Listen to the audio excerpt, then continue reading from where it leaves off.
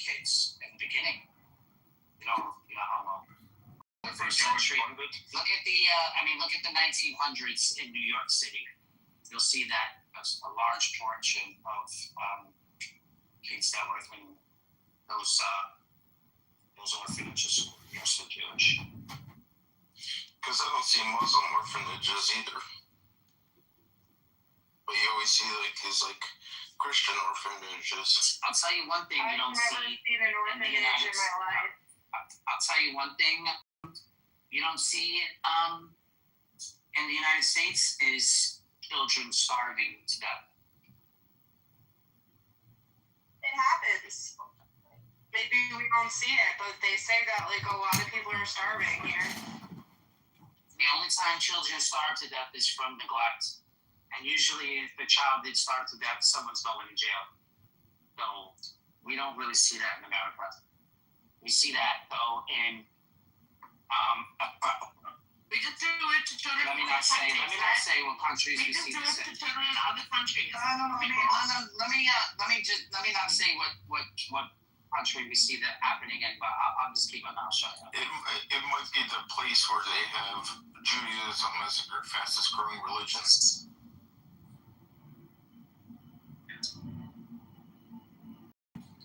I'm not going to say what region of the world, but Judaism, the same place Judaism is growing.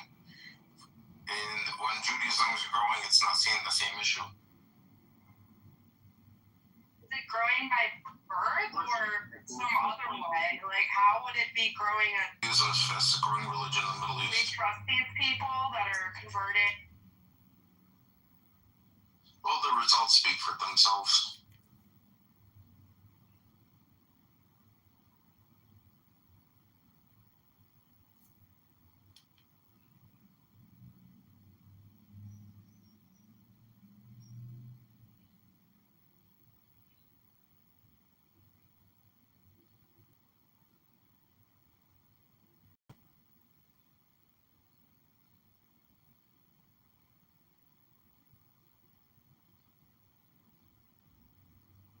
I didn't make a daft statement like that. Judaism is the most growing religion in the world. The exclusivity that it has, the freaking, it's so hard. We have to study for it. Rabbi, how you that job? It's really not hard at all. It's just like a lifestyle. If you were to live in... Convert, right? In the sense? I'm saying, Nargis, if you grew up in, an Iranian place, right, where there were a bunch of Iranians living their Iranian life, lived in Israel amongst Jews being Jewy, you would find it unbelievably easy to be Jewish. No, I mean... The only thing that makes it difficult to be Jewish is being surrounded by non-Jewish states. I think he's making sense. That's probably true. Yeah, you have to grow most religions, at least the two Abrahamics. Freaking hot. In fact, that is one of the positives that most of these groups talk about when they talk about conversion to Judaism. It allows you to go through the study process.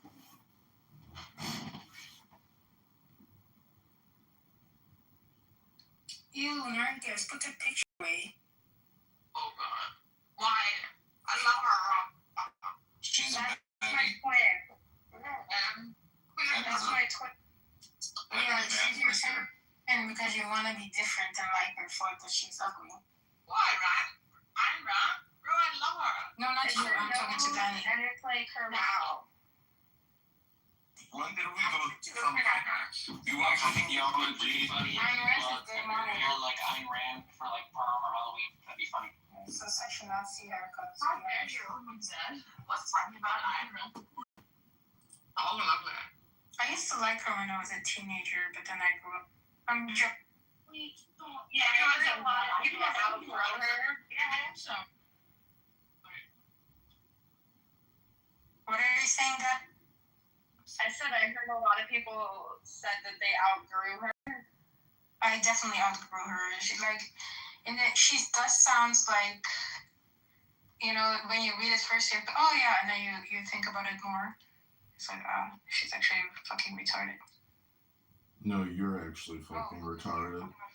And when you call her demonic, is that a projection, Abby? Because I would say that there are times that I could say that you're possibly a little bit demonic, Abby. And Narja's, I gotta tell you, there's no clubhouse rooms going on ever about Jewish conversion. Just to correct that in your mind, there are no Jewish conversion clubhouse rooms. Thank you very little. Clubhouse room, what are you talking about? No, that's your demonic projection. And Abby, just go read a book. Hello? I did. I read the book and I come to the conclusion that Ayn Rand is demonic. What do you want me to do? I don't know, maybe try to read a book instead of talking. That would be a good first place to start. Because you are actually, also have the DSM right here. And unfortunately, Abby, you've been labeled as a highly annoying person. A dangerously annoying person, and possibly an extremely annoying person, an EAP, a DAP, and an HAP. I know, the most annoying person. How about that? Think about that. So you're a MAP, most annoying person. See, that is exactly what a MAP would do. You would claim to be the number one most annoying person. Yes, I am. Oy vey. Oh my gosh, are you being anti-Semitic? I'm gonna call ADL. You called her MAP? M-A-P? Most annoying person, yeah. I have no idea what it is, but whatever. Oh, that's not good. I also got another interesting book here called Questions to a Muslim, an exposition of Islam.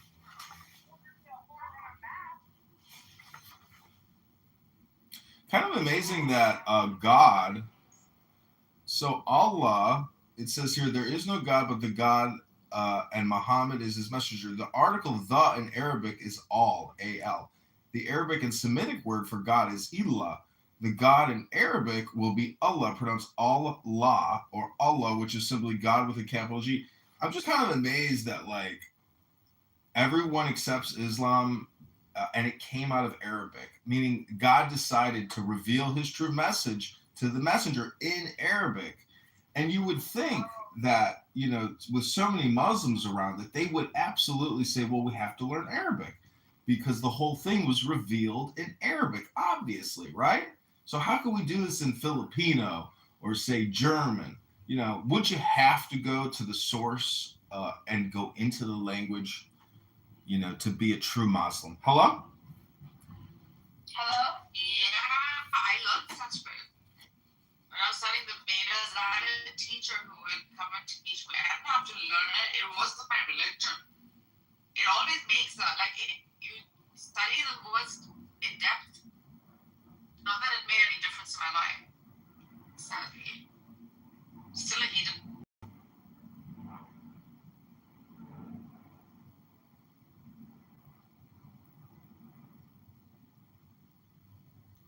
Well, I'm being very critical of Islam nowadays.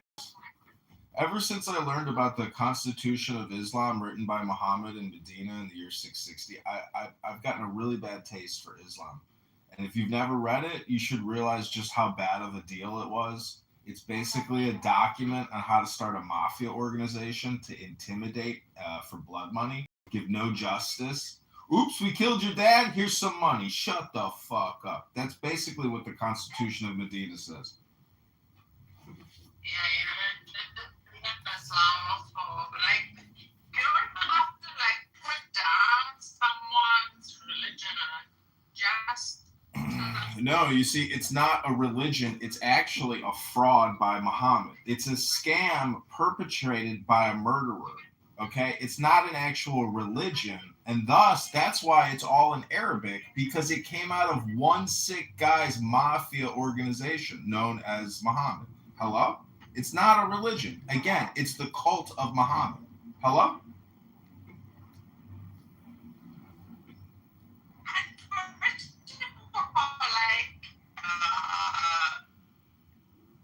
Muslims are. They don't want to. They think they're less What is the excellent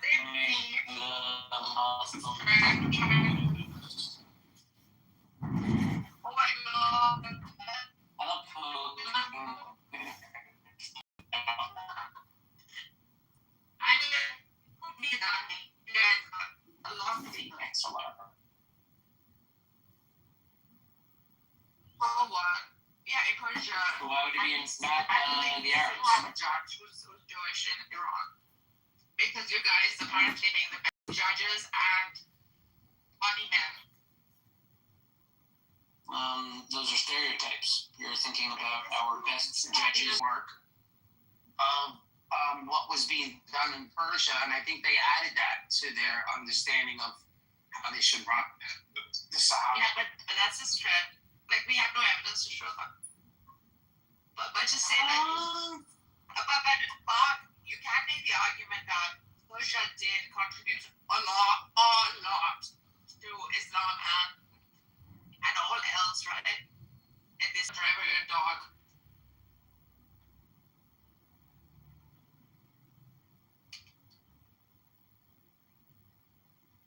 John, when are you gonna create your own SeaWorld? We need the John SeaWorld. Abby, when Hello?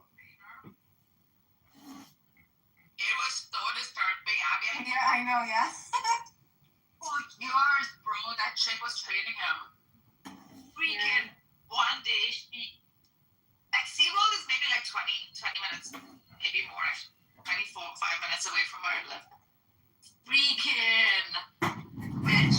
Years of training. Oh, you're in San Diego. I am in San Diego. Oh, nice. I love San Diego. Okay. Don't worry, bro. What? I love it. The people are so friendly. Lived here for so long. You pick a good I place. just forget. I think I went to the zoo, but I don't remember really being there too much. I mean, Chula Vista is not a zoo, Danny. What? Chula Vista is not a zoo. This is way down south. San Diego's known for their zoo with their tigers. It is. San Diego is known for the best zoo in the world, actually. It is. Don't you have the best SeaWorld as well? Yes, you will also. But this dude, the animal park that she's right about, not like the Travis guys. It's by, what do you call that? Escondido, up Escondido. Oh, damn it. I should have gone. When I have a possible. Hello, you guys come, let me know. I was at the convention center. I work very close to that on 6th. Oh, really? It's downtown. Downtown, yeah.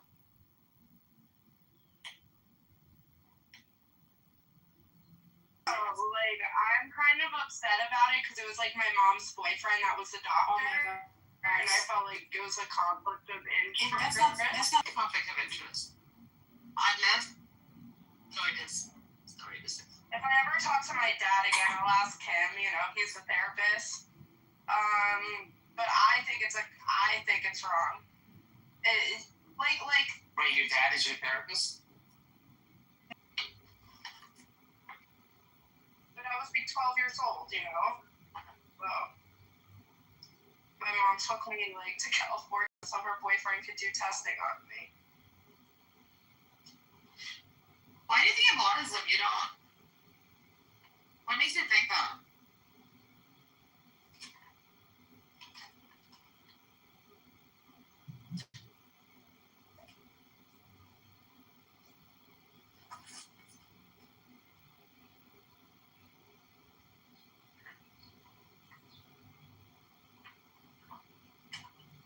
Abby, when are you getting your result?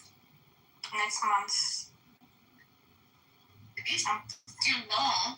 It's cool. I guess it's a fashion fad to be autistic. Oh my God, I don't think I am autistic, but let's see. Oh, really? I was diagnosed PDD, pervasive developmental disorder, when I was 17, which is awesome. Yeah, you got all the diseases in the world we know. I know they're trying to say that I have Munchausen when I really am Munchausen. No, you No, I don't have that shit. I think I you don't do. have that shit. Munchausen is like. No, you know that? Yeah. I got my tonsils out when I was 2, and all these studies show that leads to PTSD in 50% of the people who have their tonsils out, and they're not sure if it's from like the inflammation or like if it's like connected to the brain or like what's causing it or the actual like experience. I had my tonsils out when I was 6.5. And yeah, I did suffer from so-called PTSD that I never truly experienced in the form of sadness. Like she told me an underlying form of some PTSD. And you get therapy for Yeah, no. Yeah, there's studies that are showing us that like 50% if you have your tonsils out, PTSD. Crazy. And it's my earliest memory is getting my tonsils out. And I just feel like they lied to me. Yeah, they lied to me too, and I almost died. Yeah. Dosed me up with like an adult dosage of anesthesia. I never got up for a while. But you were 6 years old? I was 6 years old.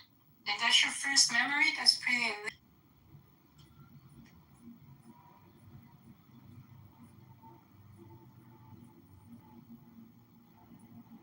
And if you listen to the recording, which I know you don't, I'm gonna go to the library soon, John.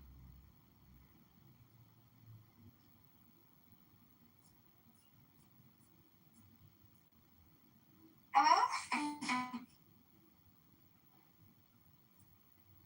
I'll bring some books for you.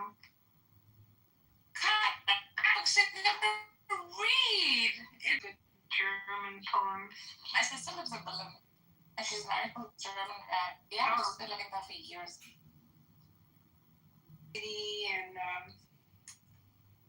I don't know, to go from one place to the other place, it looks like an hour. It takes a lot of time. Unless like she lived in I lived with her for 6 months. The experience at Alexanderplatz. Oh yeah. So That's a good place actually to live. So good. There's like central. Yeah, it is. So I don't know, my supervisor lives in Berlin now. oh yeah? Yeah, he loves Berlin, so he moved there.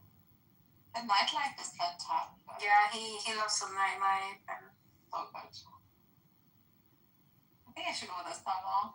So where did you guys start another room yesterday? Yeah, we left. Oh, okay. I stayed in here because I went to sleep with Illumi and our homegirl. I just couldn't. No. I mean, and no, yeah, we went to Andrews actually, and that's where we completely took over, poor thing. really did. Abby was so, oh my I God. can't stand that woman. I don't know why. Like, I mean, she's not a bad woman or something. It's just prelim myself. Like, Can't go to those rooms anymore. Bob keeps putting me in the audience. I don't want to lose my points, so I'm not going to that room anymore. So it was, we went in there, and then Fuck those people. Rashad came, Dr. Z came, and we basically discussed Ilumi's argument there for hours. He could have easily done that at this room if he was just patient, I guess. actually, Louis is a sweet person, but he's just always high. Yeah, that's the issue with him.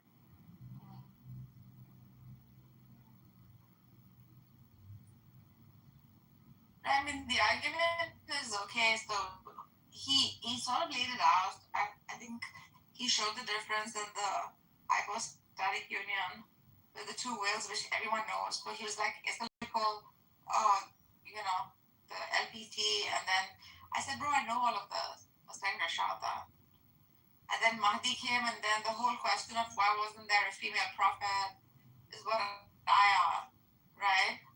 In the 124,000 prophets who were men. And Dr. Z's response was, as a self-made professional woman, and she'll tell you herself if you ask her, what is she saying? Women I don't know. Why she talks, I don't listen. It's just my brain shuts down. She's saying, because it's a lot to take, okay? I thought she was upset with you because you were working during your period or something. No, yeah. This day is very hard for women to work during that period. And women, I don't know, something about how it's so much responsibility, etc. And hardship. I'm like, bro, are you serious? You think women cannot endure hardship? Megatron, more like Megatron. It's so hard to freaking baby, bro. His name's Megatron, but it should be Megatron. Because he's gay. He's not.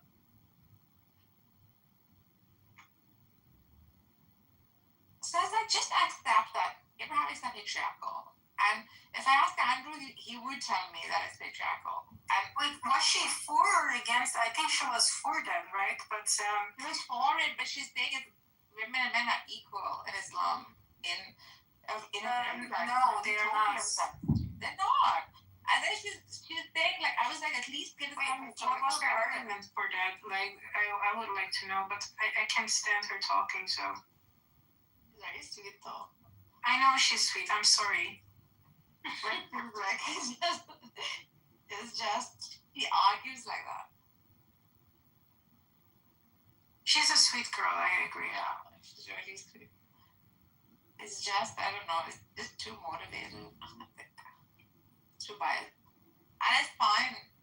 I got upset because, like, if some chick who, like, whatever, sits and eats bonbons and watches freaking Spanish soap operas would have, like, answered it the way she was answering, I would say, okay, she's a self-made freaking professional, a sole caretaker of her child, like, living in LA and freaking living their life because he made her. So why would you, like, you would have you would know what success is, to want to have, like, say, a female prophet. At least give it, like, a historical reference and say that at the time, this would have been the best way to govern a society because it was thought, right? If you want the message out or whatever, if the messenger wanted his message out, he wouldn't come to, it was not a hill to die on. The message was important to spread, right? Yeah, and learn by, I don't know, spiritually or with piety. Let that be an example. The prophet doesn't really hold a gender.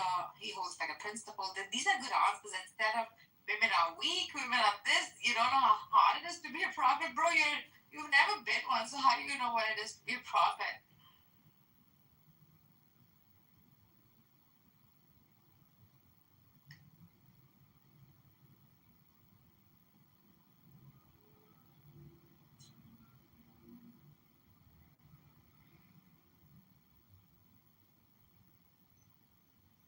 Well, you can't have any inheritance.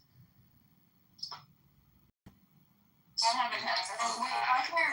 there female prophets in Christianity? No, Abraham is a patriarchal. We have prophets, prophetesses.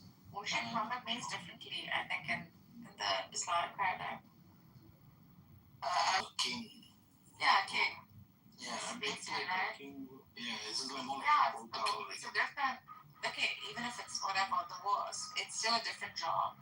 You have the same situation even in the Tanakh with Deborah, because the kings of Israel weren't doing the job, and so a woman had to take over. So, Yeah, thank you for sharing. I did not know those. Yeah. Just because you prophet, you have the gift of prophecy and prophesize, that doesn't mean Doesn't make you a prophet. Exactly. Yeah. that does make you a prophet. Yeah. Then what makes you a prophet? Then what makes one a prophet? That's in the word. that's not how that works. Because Paul Well, said, I agree. It is how that works. You could be a false prophet. Speaking.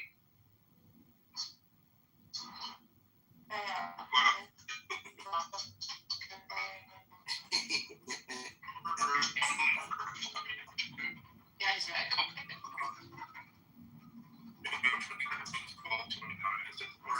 prophets. Historically, meaning like not everyone's a prophet. It doesn't matter. The You should be a false prophet. So you don't agree with Paul?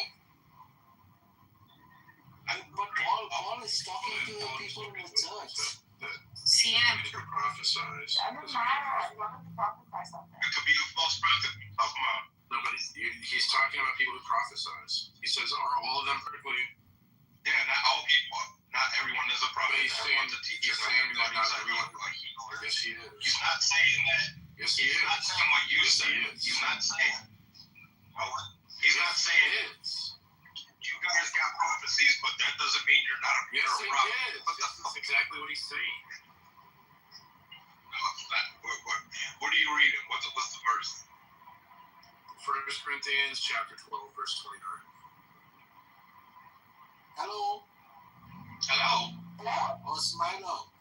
I don't know. I have a Timothy. call sign. Timothy. Do you guys see a call sign over my PTR? I'm not on any call, but it just appeared. Just like that. It stays on like that. Yeah, I saw that. But I'm not on any call and I haven't received a call. Yeah, it's okay. That's how freaking Clubhouse is. Once you've received a call, it just keeps that on. They need to change that. Are you really not on the call motion? No, I'm not. 1 Corinthians what? 12:29.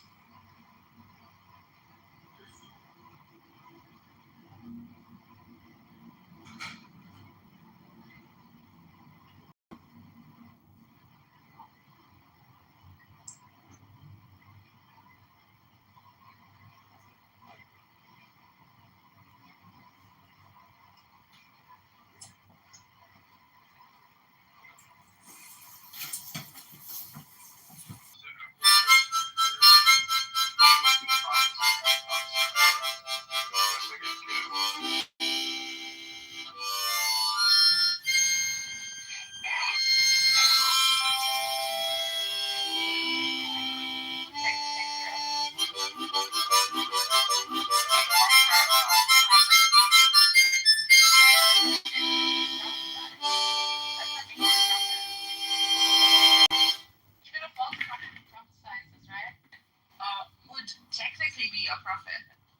No, a prophet is a specific role and function within the church. Okay. Can you expand on? Pardon me, I just want to confirm my AI summary agent just reported me that this is a discussion about autism, PDD, and tonsil removal.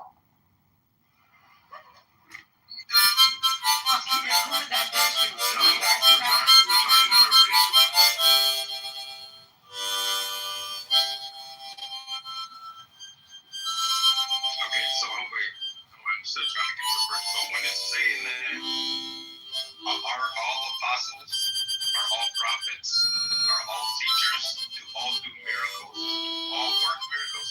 So basically what you're saying is, oh yeah, you can heal people, doesn't mean you're a miracle. You can teach people, doesn't mean you're a teacher. What the fuck kind of shit is that? That makes no sense. Yeah, it is just saying all members in the church don't have the same role. All of them have different roles. Yeah. Yeah, everybody has different roles. Not everybody's gonna have all these gifts. But you can't say somebody is a miracle. Oh, he does miracles, but hey, he's not a miracle worker. He's just a specific kind of miracle. Like that doesn't make sense. Because you don't understand how language works. I don't understand how language works. You don't understand how language A works. martyr is one who murders. A thief is the one who steals. But all of a sudden, when it comes to the word prophecy or prophesy or prophet, that doesn't have any correlation. Hold on, the individual's called by God. Robin Hood is a Robin Hood was a thief? No, he was a hoodie. He was a hoodie. No, he's right. Like, they deliver a message. They also hold people accountable. They guide. I'm just reading it off from school. Who's right? They may not be like a prophet, like a major prophet or some like, you know, see like in. I mean, you're technically. Yeah, that's a pride. No, you're not. Okay. Okay, let Pimas define what a prophet is. Tell us, teach us. I told you, it's a specific role within the church that involves like a ministry. It's a function within the church. Whereas anyone can prophesy, right? The prophecy is a spiritual gift, like speaking. Wait, you don't apparently understand how language works because it's not prophecy, prophecy. It's prophesize or prophecy or prophesy. Hello? Prophesy. It's not prophecy. It's prophesy. I want to clarify. Get this guy a watermelon.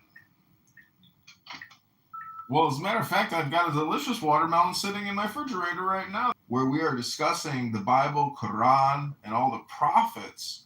Clearly, people have not come to the conclusion how to best use their time. You would think that if this information was so valuable, it might help us determine what's the best usage of our time. And I don't think these clubhouse rooms are being very productive nowadays. What do you think? Yeah, I agree with you.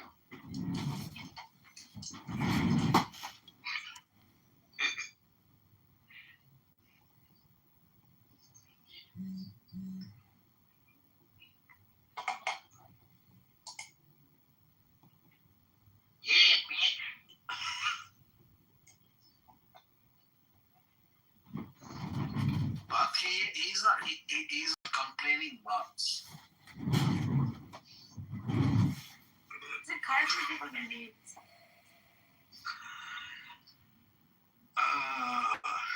Don't think he's complaining. I think all the Muslims should actually go back to becoming pagans, pre-Islam. He was passive. He's being passive.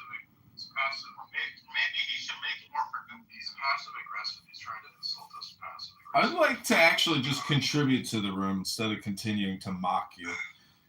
What meaning does Mecca have for Muslims? That's the question. What meaning? These are all new room titles that Barth can use, by the way. What meaning does Mecca have for Muslims? Mecca, a caravan city on the road from Yemen to Syria in pre-Islamic Arabia, was the center of religious associations of pagan Arabians, as well as a center of its commercial activity. Mecca is important to the Muslims nowadays because of its Kaaba, the house of Abraham. Muhammad's tomb is in Medina, not in Mecca. The pilgrimage to Mecca incorporates many pre-Islamic traditions. It takes place around the day commemorating the biblical sacrifice of Abraham. After the Kaaba and other sacred places, all commemorating biblical and Islamic incidents are visited by the pilgrim. In a religion that ambitiously looked towards universality, an annual meeting of its followers had great social, political, and economic advantages. The exclusion of non-Muslims from Mecca is relatively recent. During the time of Muhammad himself, many non-Muslims and non-Arabs lived in Mecca, and there was no objection to their living there. Yeah, right. Essentially, there is nothing in Islam that prevents non-Muslims from living anywhere, including Mecca. The restriction was imposed when several non-Muslims tried to defile, destroy, or rob some of the Muslim holy places there. Oh, I see. Isn't it interesting that just reading from the first thing from this Dr. Muhammad El-Zayat, this little book that I bought called Questions to a Muslim Exposition on Islam, we've already proven in this room with Barth that many of the shit that I just read was not true. So the Muslims consistently put forth a false doctrine. Isn't that interesting? Right. Takia. Yeah, Takia. Could you please read my tarot card if you don't mind? Okay, pick a number 1 through 64. You want 33? If it's the same tarot card, I know which one it is. Deception. So if you guys didn't know, right, about Mecca, bless you. So Mecca, if you look at where it's located, right?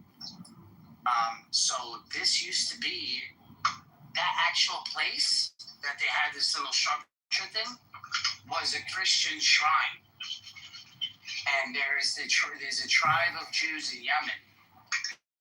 And I think that there was a time, the story where they come in with the elephants and stuff, like they say that all right, so that story is actually the same story, but from a past thing. So the reason why they say there was idols there wasn't really idols. Those things were, how would they say that? When you leave something at a shrine? Yeah. So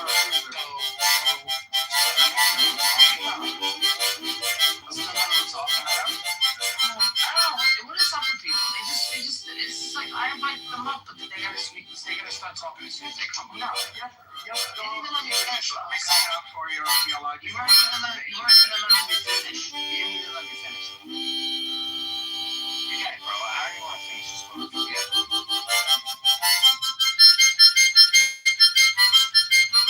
No, I wanted to finish the story. You're scared to let me finish this. You're scared for me to actually finish it. No, because you cut me off. Because you just cut me off. Cut me off. So I think you knew where I was going. Because I think you know this about where it is, and you didn't want me to say it. No, it's all good. No, it's all good. It's all good, bro.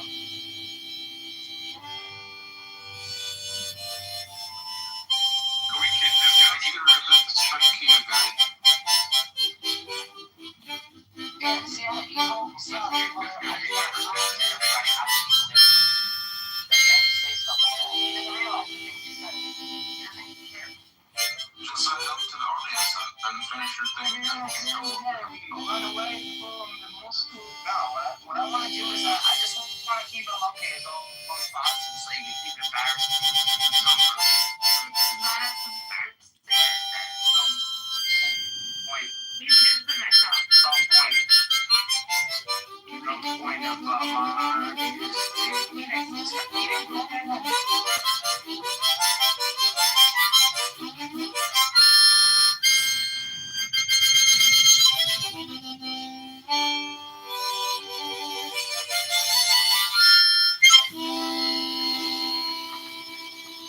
Because I can't do the same with Christianity, you know?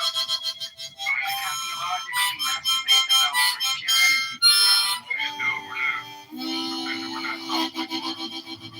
Listen, only one person keeps bringing up masturbation. Phoenix, only one person keeps bringing up masturbation, and that's you, Phoenix.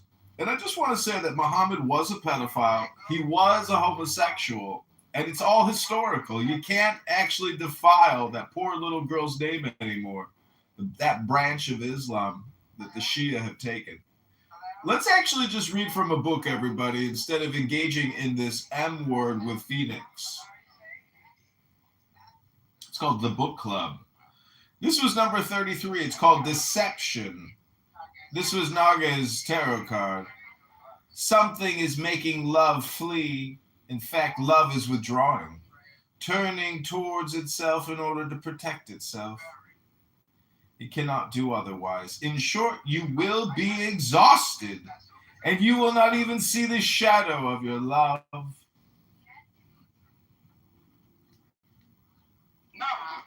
No, Nargis really said that Sufism is terrorism. Wow. This is like ridiculous. There's so much more information as I see. This is really, please feel ashamed of yourselves.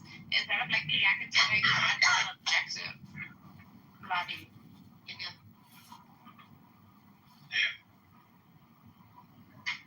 Like he inspired the music that he's playing, but at the same time he's calling Sufis like terrorists. Yeah, because he's a jahil, murakkab. It says here that the Sufi or Muslim mystics do not form an Islamic sect.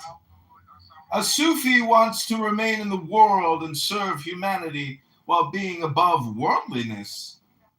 Some Sufis believe that through endeavor and sublimation of human instincts, they may reach a sort of union with their creator. The Muslim Sufi literature is a very rich one. In Persian, Arabic, and Urdu, some of the Sufis have contributed some of the world's masterpieces of literature. Means hardly anything at all. He thinks that he's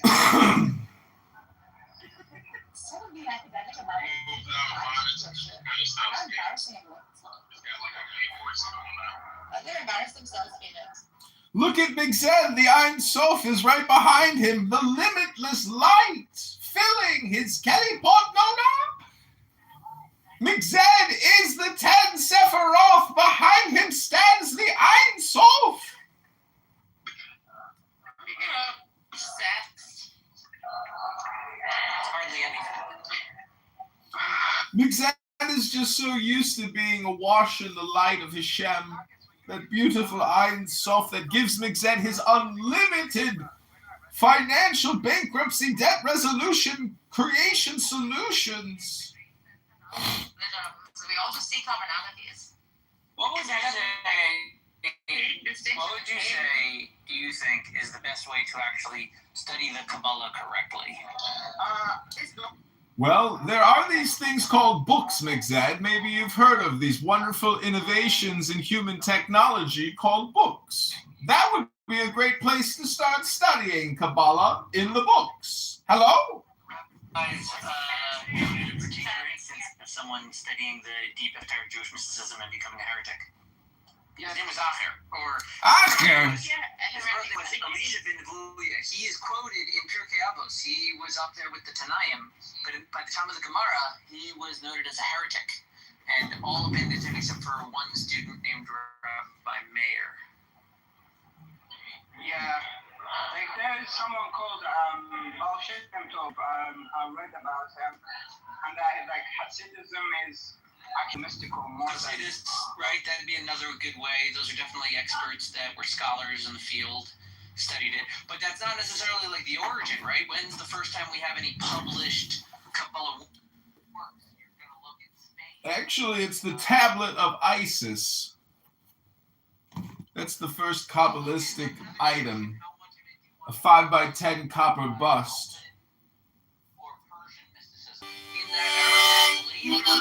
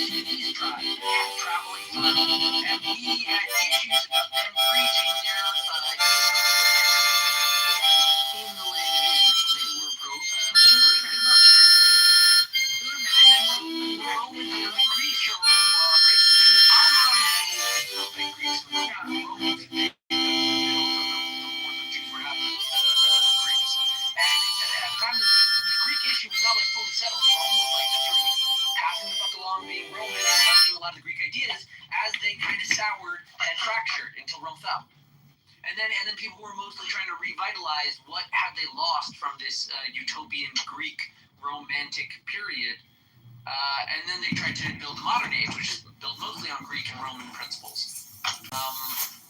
Can you just say that thing that Megatron into the Tasa in the beginning? How do I say that word? The word like Bereshit. Or Bereshit. Sounds like an Israeli. Well, that sounds something like I could say, because I was going to say Bereshit, but... Yeah, you can say Bereshit. Okay, cool. So most mysticism around the world would, although different in choreography, although different in like the traditional They pick aspects things up as they go, right? The stories continue, like Persia, right? Yeah. The Jews didn't know of Persia when they were in Egypt. Persia was there. They didn't know about it. They didn't know of it. They didn't know about Persia when David was conquering the land, when Joshua was destroying all of the Canaanites, when Saul and David were fighting over each other. They didn't care about the Persians. They did actually show up in some of the writings. At that point, they had interacted with them, but they didn't have a clear way of dealing with them until after the destruction of the first temple and the publishing of the Megillah. Then the Jews had established their principles of what the Persians are like, how we have dealt with them, and what we think of them. They never dealt with the Japanese. There is no firm Jewish position on the Japanese. They come and they go, and we stick to our old principles for anyone who comes and goes on our land. So mysticism has like common truth principles, right? That no matter what tradition you follow, and no matter what religion you call it, and even though there might not have been any interaction between like. Have you ever heard of the philosophists? I think they called themselves. Who the Illuminists? They're like these people. A lot of Brits were into this club. A lot of explorers of the New World. What were they called? Theosophy. Theosophists, I believe. And I think their position was that all religions and all secret truths came from a secret, ancient, most ancient culture of which he considered himself a part, right? So he wanted to incorporate all of them from the oldest, most authentic origin of them all. And he wanted to explore the world. Many of these guys, they were like Explorer Club. They would explore deep, far-reaching corners of the earth to show them. And if you think like the religion of like the Theosophists, it incorporates a convergence of all human understanding, past, present, and future. And that's like kind of a mission that a lot of people can get behind. Yeah, I think it's unavoidable. I think that is. Yeah, Migzad, is Muslims call it Islam, Migzad? Mysticism is the feminine side of things, I think. You're like a true little bitch. Damn. Migzad's bringing out the power. Migzad's got that Kabbalistic power, that courtroom demeanor. Migzad, when was the last time you were in court and said to the opposing counsel, "You little bitch"? So you guys know the study they did on ethics around the world, right? So we had a psychologist in one of these rooms called The Seeker's Mind, and she was like explaining, and we had the room freaking for 3 sessions, like he has it once every week, but this was the only topic like that went on for 3 consecutive sessions, where like she was explaining how a mystic is born, is not made, right?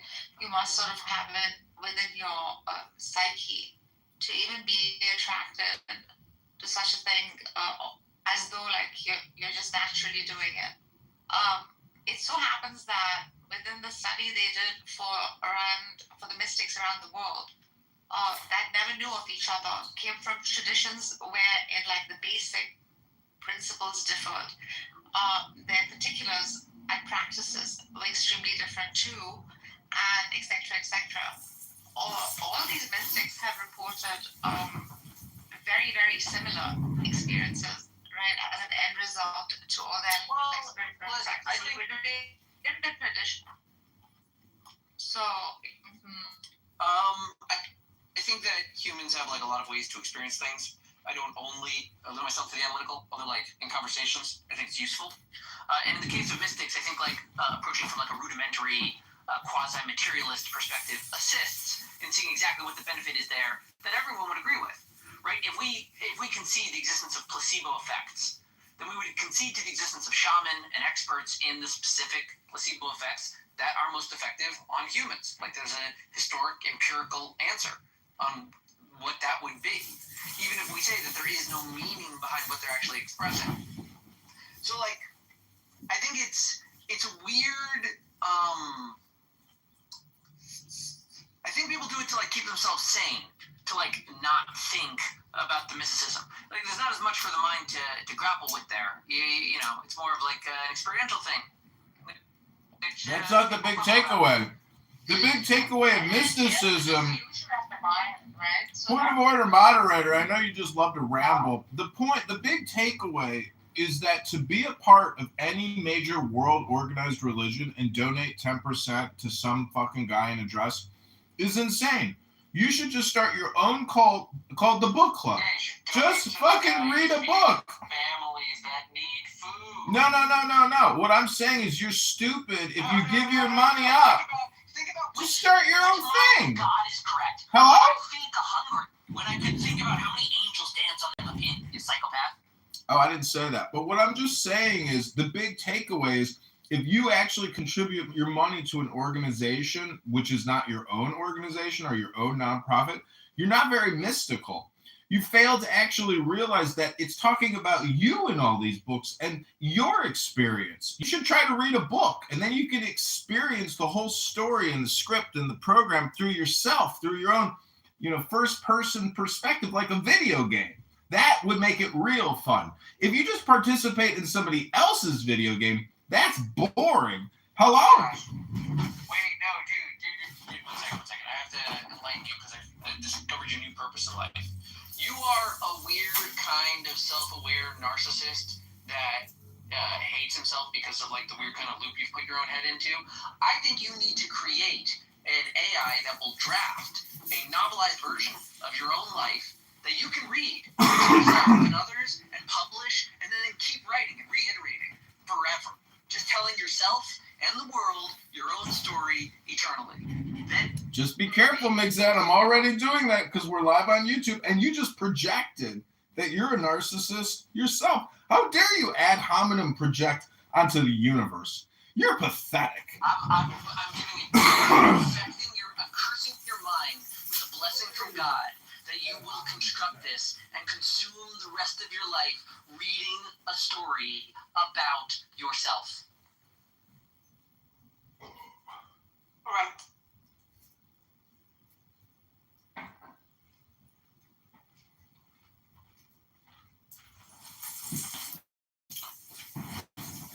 Well, now that we're getting back into what is the soul, do we live in the soul, or does the soul live in us? Hello?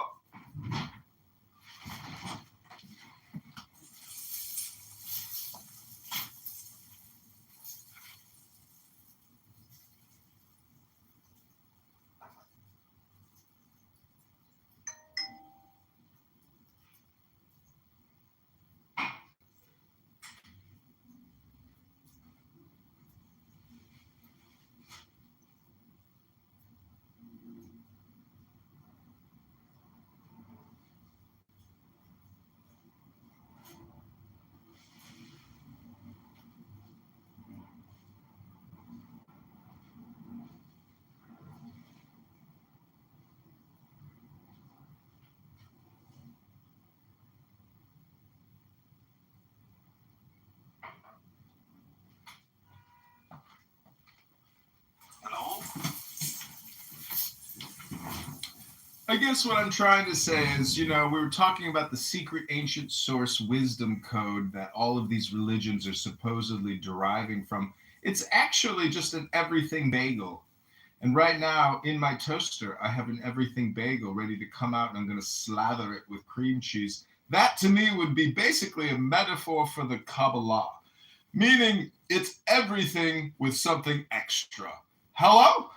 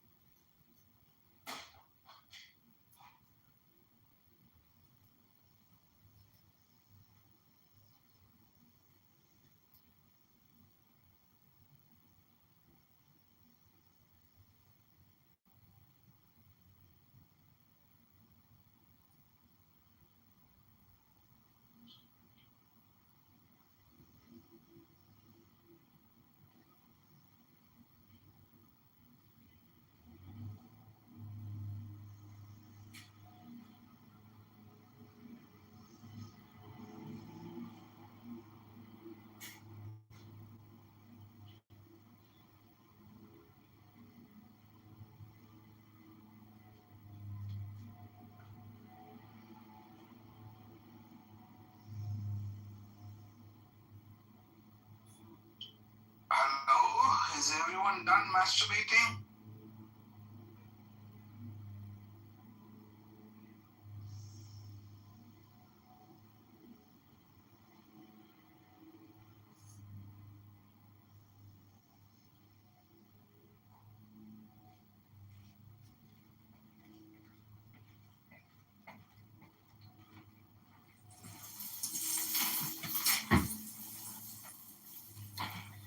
No, I think...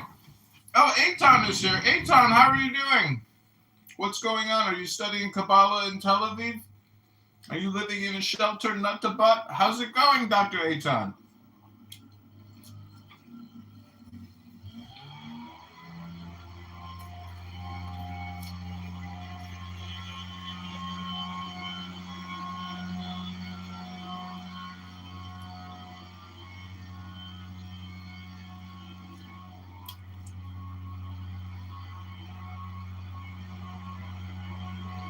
Hello?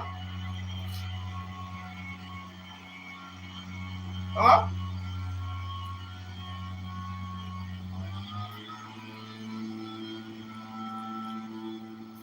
The landscapers.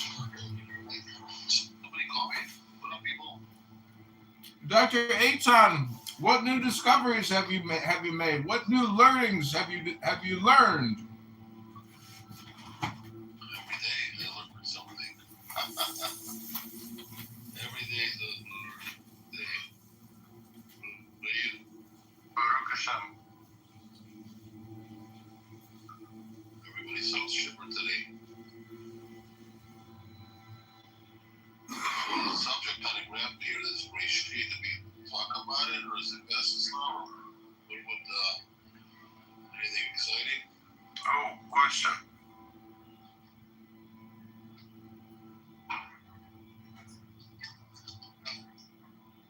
Through language, of course, through the lens of the Messiah being the first intellect.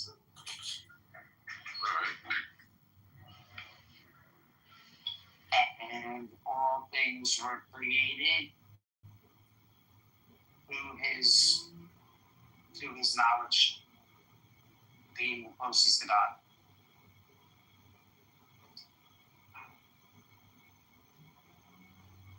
So we see this as the first cause, first of creation. Yeah, using that kind of language. How do you feel about that? Is that very complex? Sounds legit to me. I mean, I don't have any problems with it. You say you're reading it as a Christian in Hebrew. Yeah, isn't that funny? Well, I didn't know you know Hebrew. I mean, you do know Hebrew. Nothing to brag about. There's some really cool stuff they did with the Hebrew, the Kabbalistic stuff. They switched like letters around and added the value of stuff, and it comes out like the Hebrew. The first, I think the first 7 sentences come out in 7 words. So it's all that stuff they do. We have 10. It's 10 sentences, and it's the names of the first 10, right? Something of that. Yeah. What's interesting is, people looking for apologetic or exegetical find one thing, but literary scholars are going to find other things there, right?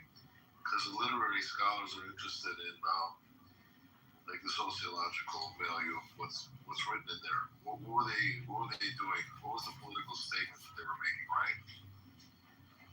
So one of the things that sticks out, and because they call it a polemic against the other religions that they evolved from in the region, right? You there?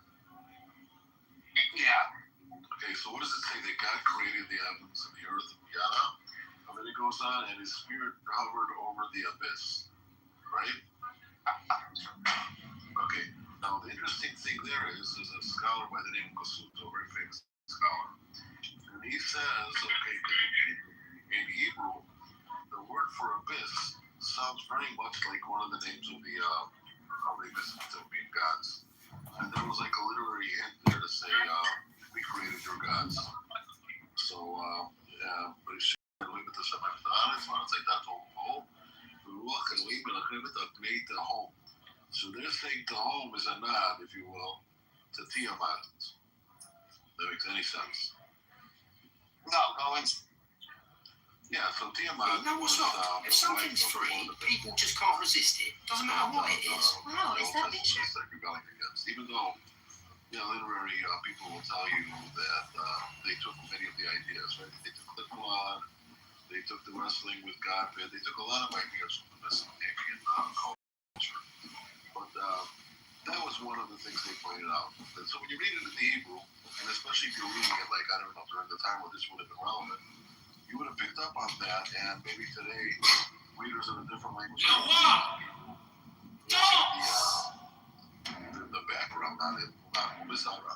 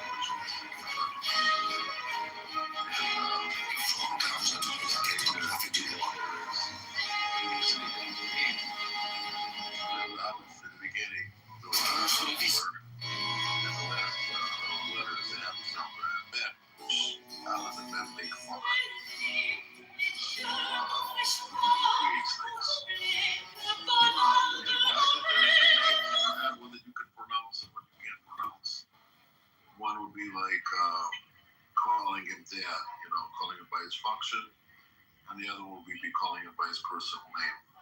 So that's all in Genesis that I can speak of at the moment. So anyone want to respond to any of that? I think there's a lot of information there.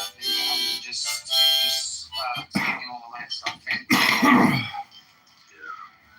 That's really interesting. I can see how it just keeps going, right? So one rabbit trails to the next. Sure. Yeah. And it's cool that we have some from a Jewish background, some from a Christian background, fills up all the pieces of the puzzle in like a wider perspective on it. Like I was surprised. Someone said the first two letters in the Genesis in Hebrew, Bereshit, right, is Bet Reish, which means son. So what they're saying is that all of this is about the son, right, about Jesus. That would be something exegetical in favor of Christians. But that's it's just a point, an opinion or whatever. Bereshit. Now, if you take Bereshit, the word Genesis, which is the first word, right, you split that in two. You have bara, which means created, sheet. In Aramaic, sheet means it's 6. So it means it's a hint towards creating in 6 days. And then there's another word that goes Bereshit bara with et ha-shamayim. Et ha-aretz. If you move a letter over, it's like saying ata shamayim v'ata haaretz. You are the heavens and you are the earth. Assuming sounds pantheistic in a way, doesn't it?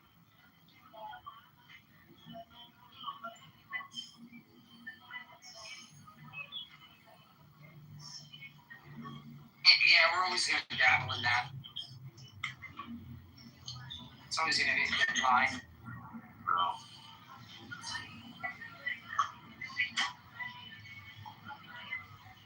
I'm eating possibly the worst sort of sandwich I've ever had. Really? Well, across from my work, at 7:30 at the Cinematheque, they have like the cafe has everything at half off. So this little tuna sandwich and a coffee costs me 18 shekels. And in American dollars, that would be, how much would that be, like $5, I think? Oh, I don't know. It would be something around like $4, but I don't know if that's considered good in American prices. But, just fucking hungry, man. Sorry about that. Tuna. Are you going down there? You want to grab some of those?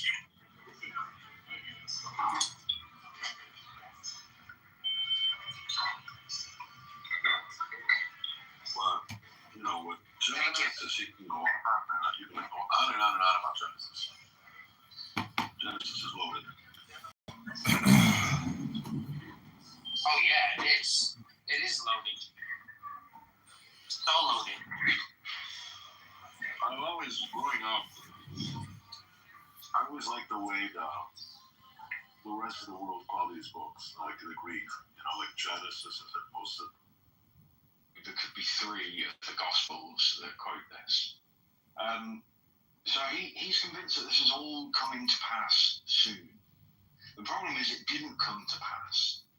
So when it didn't come to pass, people later on, years and years later on, have to find interpretations to make this work.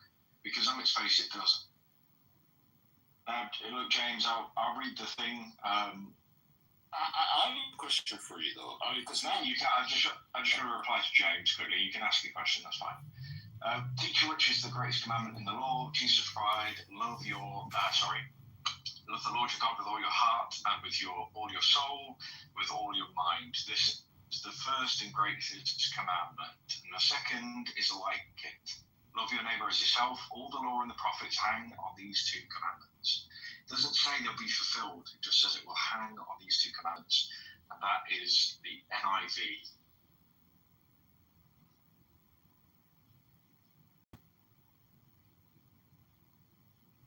on, what's your question?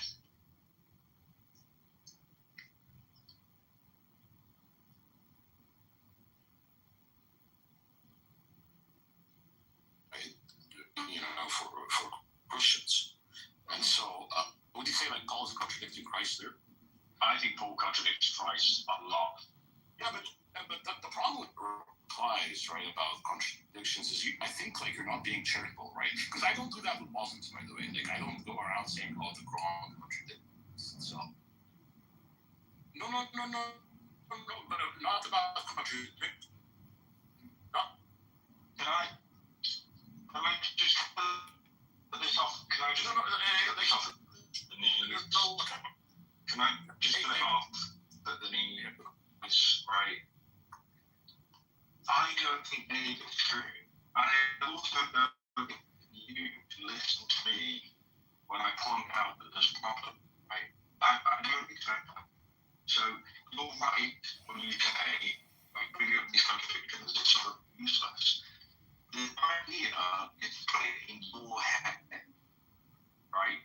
You've got a choice. You can choose here. You can say, well, I'm sure there is a way in which I can figure out how to make. Everybody already does. Christians do this constantly. Muslims do it as well. And Jane is right. You were bringing that up. I personally don't care. That's not why I'm pointing out there's a problem in your view. My hope is that this sort of brain worm digs at you, and rather than be kind of the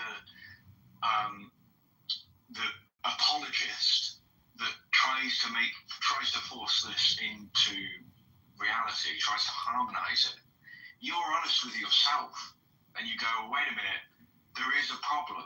And there are Christians that do that, by the way. We talk to them, we know them. There's a problem here. Just admit there's a fucking problem. Yeah, but I mean, like, it's still like, I mean, the thing is like, but I mean, the only reason why I was engaging with you guys because you were saying, right, that I was applying a different standard when criticizing Islam, right? That was the point I was having a contention with. And what? Yeah, and the standard that I was applying, right, and Muslims can absolutely like ignore that standard, right, which is that like if I'm talking to a Sunni classical traditional Muslim, right, who takes Islamic jurisprudence, Islamic hadith, right, Islamic seerah, right, seriously, right, then I criticize based on those, right, and me as an Orthodox Christian, I take, for example, patristics very seriously. So I would also make him abide by that principle by criticizing my interpretations of the text through the lens of patristics, right? And from there, I'm not really applying any standard, right? It is the same standard that I'm applying when I'm criticizing Islam as I'm applying.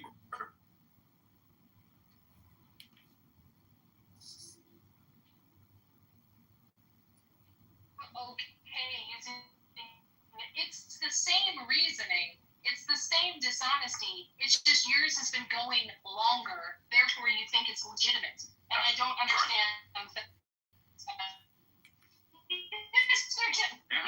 You're just saying they've been longer. They've been there longer. Look, she's right. She's right, and you know it. Between Christian scholars and Muslim scholars, right? The consensus of Christian scholars is saying do not do X, right? The consensus of Muslim scholars say do X, right? That I'm just pointing that out according to that standard, right?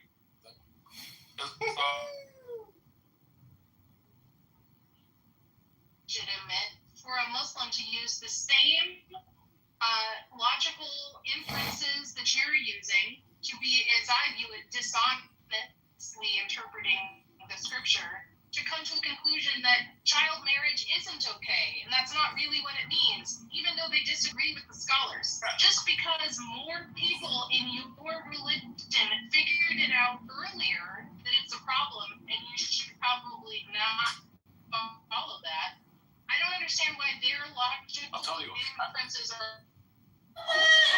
if I'm talking to a liberal Muslim, right, who doesn't accept like the consensus or the early Muslim views, like has the early Muslim scholars and their views about the situation, fine. I don't really have conversations with liberal Muslims. The same thing, like I don't think people should have conversations with liberal Christians because they don't really have standards, right? But if I'm talking to someone, right, who claims to follow classical Islamic jurisprudence, right, then from there I'm just going to point out to the consensus that are found within the Islamic sciences when it comes to these issues. Right. You see, Severin, the reason why you don't have conversation. See, Severin, you're so full of shit. You slip that in there and you say, I won't have conversations with liberal Muslims in the same way I won't have conversations with liberal Christians, because you're the most austere, far-right Christian there is, right, Severin? You are so full of yourself and your big ego with your supreme Christianity. It's sickening. Go look in the mirror, read a book, and just shut up about your supremacy. It's annoying, Severin. You know, if you really understood Christ, you wouldn't act this way. You wouldn't talk this way. You'd probably just be in meditation and peace, praying or reading a book or doing something good instead of shitting down the throat of other people. It's pathetic. Just universe moderation. Go back and forth with them and have a conversation. Yeah, I think If you just want to yell at him, that's another. No, he doesn't want to have conversations with anybody unless they're far right, because he is far right. Did you hear what he said? So I don't think I can have a conversation with him because he doesn't have conversations with people that he deems that could possibly be on the left. How am I far right? Like, how am I far? Like, I actually more to the left than to the right. Oh, I see. It's crazy to just ruin a conversation that we're having. Oh, I ruined their conversation. Oh. Darth Dawkins video, or rather the Tom Rabbit video with Darth Dawkins. Is that you? I've been featured on a few Tom Rabbit videos with Darth That's Dawkins. funny. You're a micro celebrity then. Anyway, if you send me $10, I'll send you an autograph. A micro celebrity. you should do that. Go ahead, man. No, you should send him $10 and get an autograph. That'd be cool. I'm kidding. I know. Yeah, but look, I'd get an autograph from James. It'd be nice. I don't know where we were, but I think James is actually going to disagree with the principle that I laid out. James can have different, I think James doesn't really care about the consensus, which is fine. Everyone to his own, right? I don't know if he's neutral politically, but he knows his stuff. He's probably the most knowledgeable on this stuff. You know Caleb? You could have said Rabbi Randall McDick. Yeah. Yeah, I know, yeah. We talk all the time. Yeah. He knows. He has a vast knowledge. I don't. That's the thing, right? So when someone like myself is reading from it, right? Julian. Is this guy that I like Julian.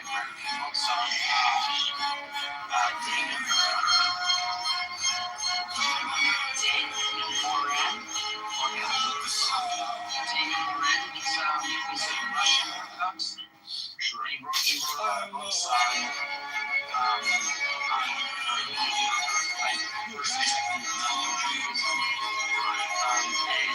and Christianity and that kind of that movement that started and these understandings, and he goes over to powers and he explains how this couldn't be the case and how Christians were reading. Yeah. I'm gonna have to leave, but you guys are gonna be around another half hour. Really sorry about having fun here, but No, it's all good. All right, we'll get back later. Bye. All right. Yeah, if you guys need me to handle these different religions or belief systems, let me know.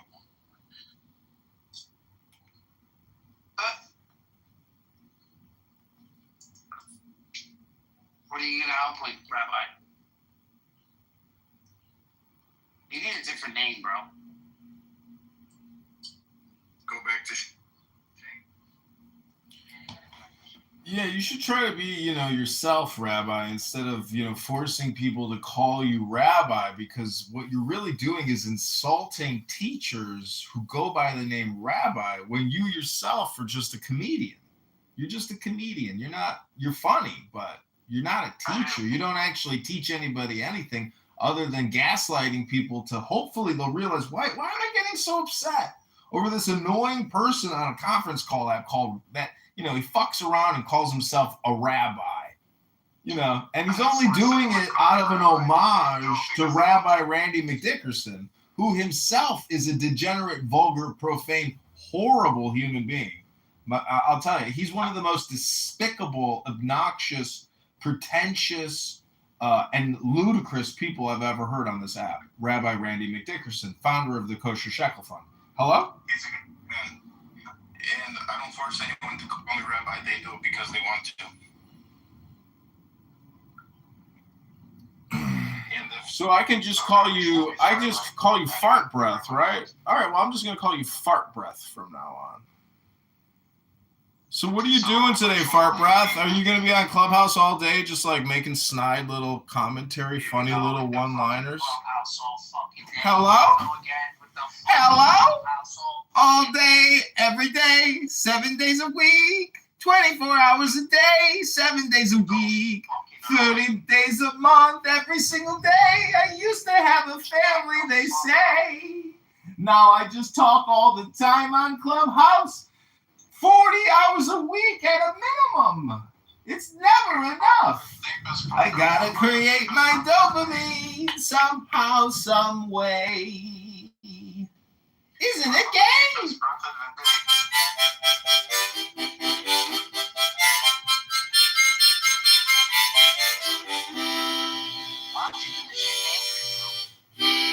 Because Andrew's been up on a 72-hour bender. He's probably sleeping for 20 hours. Is he on that? He's got to be. Well, we know you are, and you're projecting, but, he's got to be. I know what it's like to be on that. That's why I'm saying, one of the same pattern plot together is that he just doesn't, he doesn't hit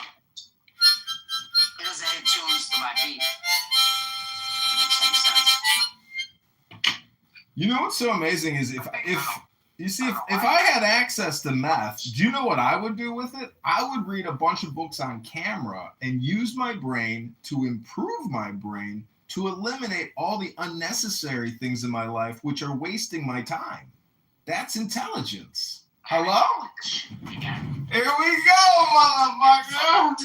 Here we go, motherfucker. You gotta do more interesting shit. This is fucking annoying. Every day the same shit. You guys are wasting your time. Bro, I'm at fucking work. Shut the fuck up. What about the deepest press of the day? And then the chime. Ting, ting, ting. It's like, this dude doesn't stop. How am I wasting my time? I'm at work. If not, I'd be listening to a podcast right now. Okay, or some music. I can't read because my mind has to be in what I am doing. So I can't just sit there and read. I can't be in complete solitude. I'm not a security guard. All right, well, I'm going to read a book here and try to contribute to the room instead of complaining about the room, because that's what winners do. We don't just complain. We contribute. We do.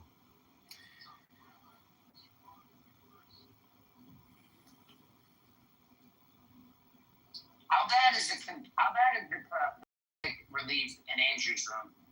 It's just so fake, right? So superficial. It's a waste of time, really. I mean, at least you got a personality, Megatron. You're not like, a toy Woody from the movie. It's so funny. It's not comedy.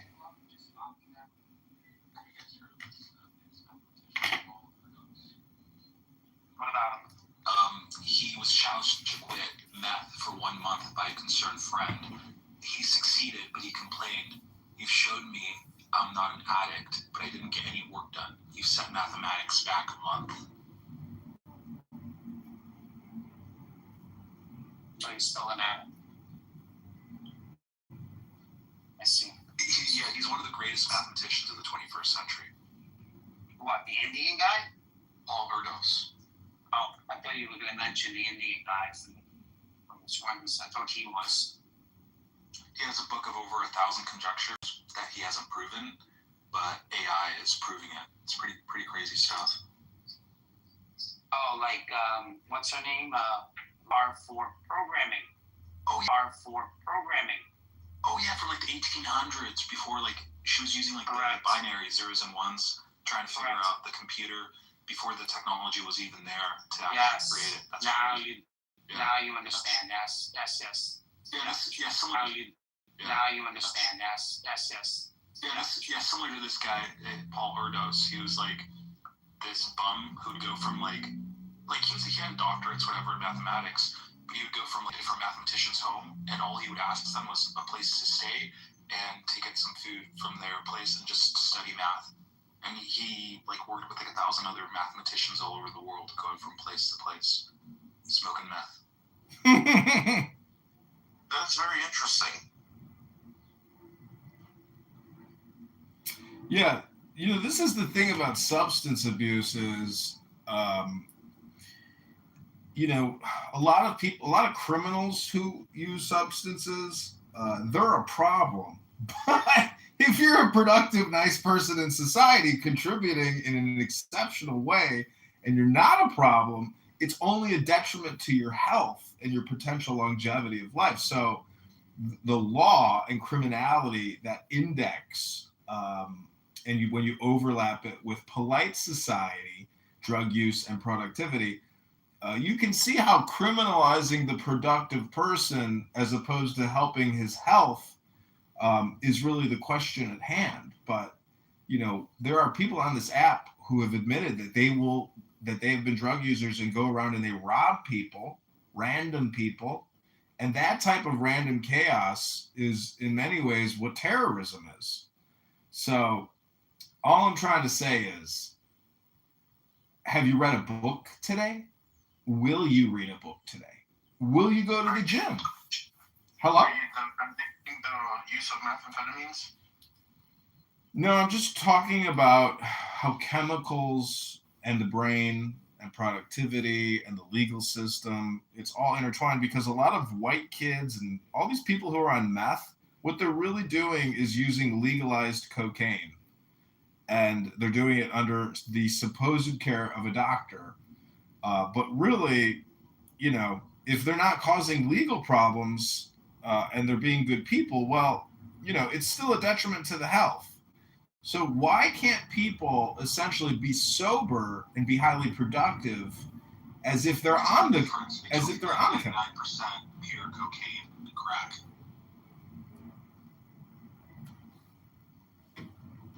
It's the bottom quintile of the population that ruins it for everyone else. Well, at the end of the day, nobody's living in a bubble. Like when I was in the Army, you're kind of living a perfect lifestyle. Every calorie is measured. Every exercise is timed. Like your whole life is completely schedulized, and you live in a secure bubble where there's no outside influence, supposedly.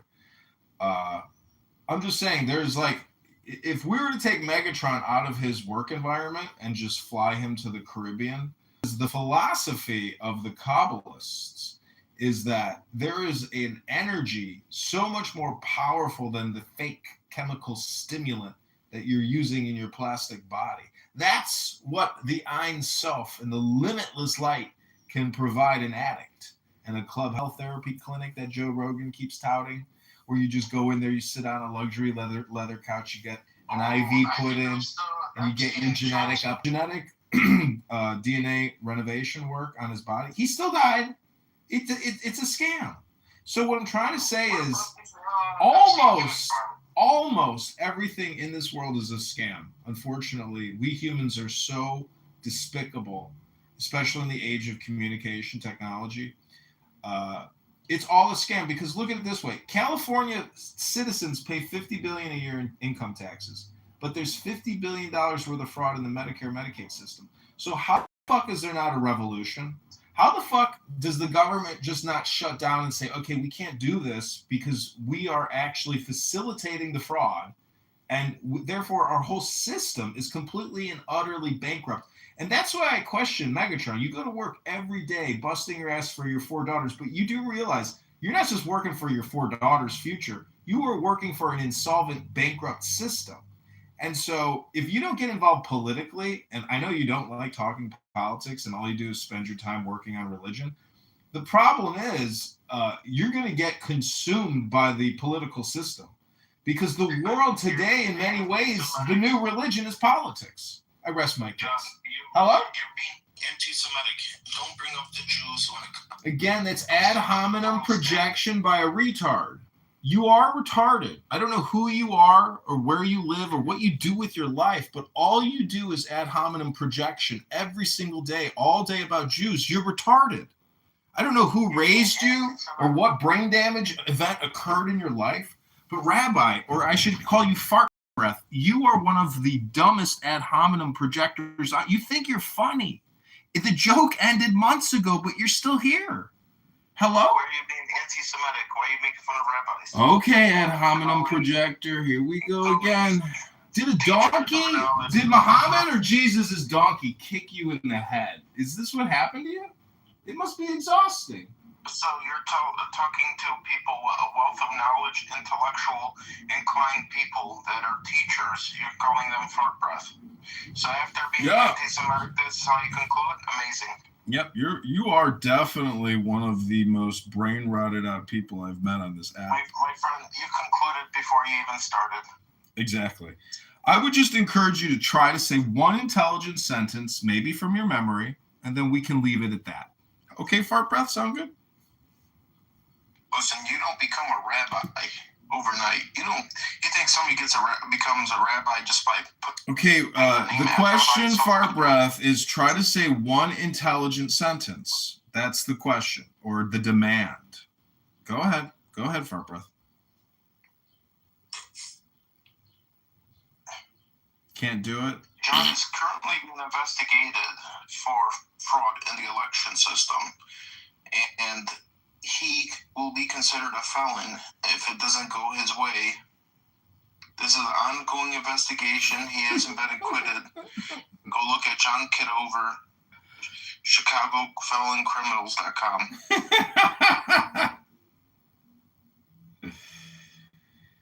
Well, all I gotta say is that was funny, but still not the intelligence that we're looking for. You seem to know so much about spirituality and the Bible, and obviously you can't stop talking about these people call themselves Jews. Yeah, I know, fart breath, but what we're trying to figure out is, can you actually impress us with one intelligent sentence where we will all say, wow, that's pretty smart. Go ahead. Well, I think your perception is subjective for the fact that I got to the level of being an intellectual scholar, and you basically are calling me these absurd things. You're, pointing towards your playground logic.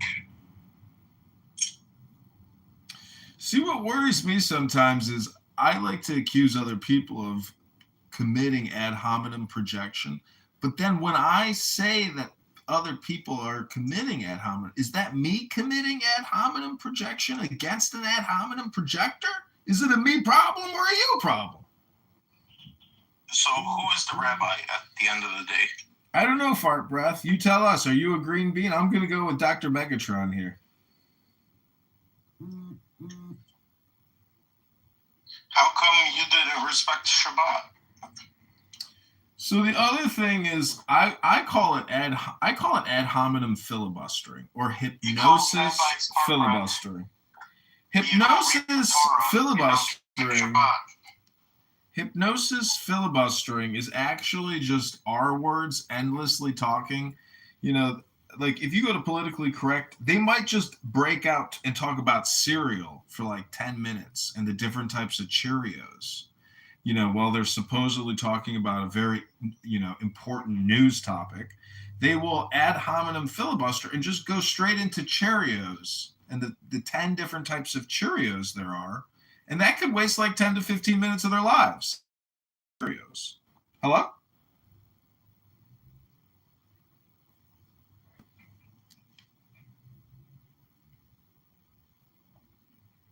By the way, Mikhail, thank you. He says he's only here for Universe. And I think a lot of people actually are here for me, even the people that I may find disagreeable. And I would just say that if I actually didn't frequent rooms and record certain people, those rooms would really die out quickly. It's like I'm just a source concentrate additive, and it's better to have me than not to have me, because I can't record some of these Clubhouse rooms anymore because some of the speakers on this app are getting my accounts clipped. And I'm already at that like final stage of having YouTube remove me with, 3 community guideline strikes. So PP, Dr. Pepe on this app, whatever his name is, Mario or whatever the fuck his name is in Scottsdale, I cannot record him anymore. I will not record him anymore. And I thank God that my YouTube accounts are not deleted, and I will never, ever set foot or waste my time recording one of those stupid brain rotted out rooms again. I will have to be a man and pick up a book and read a book, because to continue to record brain rotted people and sacrifice 5 years of YouTube work with over 100,000 videos, tens of millions of views and likes and subscribers, I can't let it all rest on the shoulders of a moron, a brain rotted out boxer named Mario Pepe in Scottsdale, Arizona. So I am complete. Baby voice Pepe. Yeah, little boy Pepe. Baby, little baby Pepe.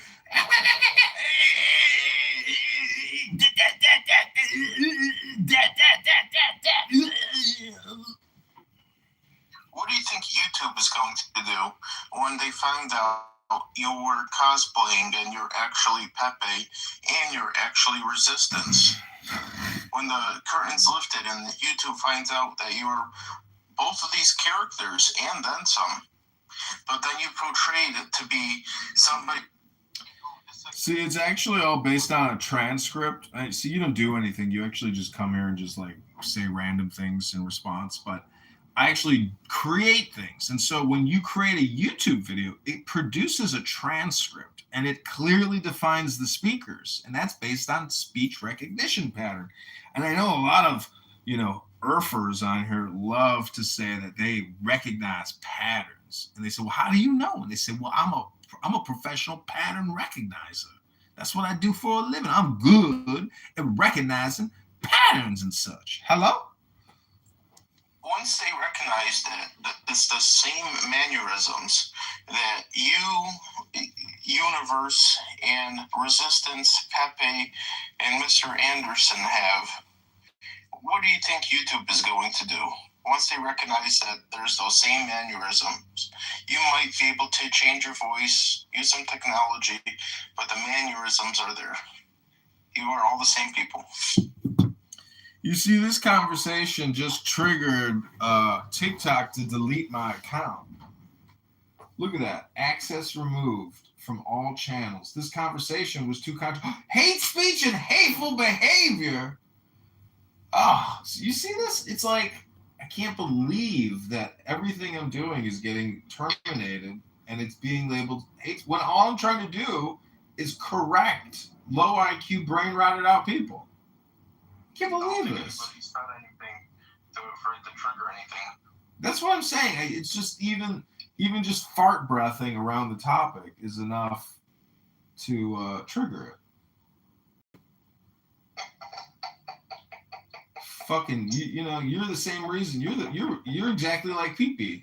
You cause me problems. That's why I actually don't want to talk to you or hear your voice, because you really don't add anything to my life. You're just like putting spike proteins in my system every time I talk with you. It's horrible. You are actually a VHAP. You have a special distinction. You are a very highly annoying person, and we will leave it at that. So Mr. Fart Breath, I have a question for you. Call your name, anything, right? I could call you anything.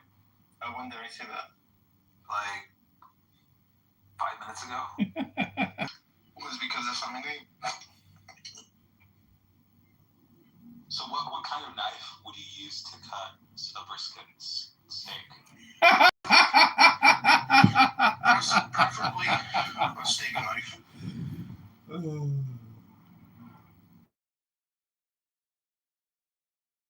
Why? What would you use? And what about if you're going to, on a plane, if you're flying to Singapore, you do a layover in Israel? Depends. I don't see a problem. If it's cheaper, why not? Anybody would like to check out Israel.